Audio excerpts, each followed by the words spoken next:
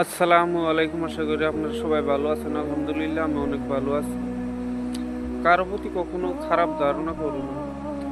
এখনকার মানুষ তো কাউকে দেখেই বলে এটা খারাপ লোক, এটা এরকম ওরকম। রাসূলুল্লাহ সাল্লাল্লাহু আলাইহি ওয়াসাল্লাম বলেছেন, না জেনে তোমরা কারো প্রতি খারাপ ধারণা করো না, কারণ এটা সবচেয়ে বড় গুনাহ। রাসূলুল্লাহ সাল্লাল্লাহু আলাইহি ওয়াসাল্লাম আরও বলেন, ধন্য সেই ব্যক্তি যে আমার হাদিস শুনে অন্যদের কাছে পৌঁছে দিবে।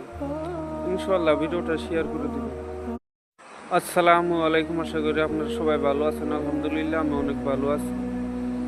কারো প্রতি কখনো খারাপ ধারণা করুন না। এখনকার মানুষ তো কাউকে দেখেই বলে এটা খারাপ লোক, এটা এরকম ওরকম। রাসূলুল্লাহ সাল্লাল্লাহু আলাইহি ওয়াসাল্লাম বলেছেন, না জেনে তোমরা কারো প্রতি খারাপ ধারণা করো না, কারণ এটা সবচেয়ে বড় গুনাহ।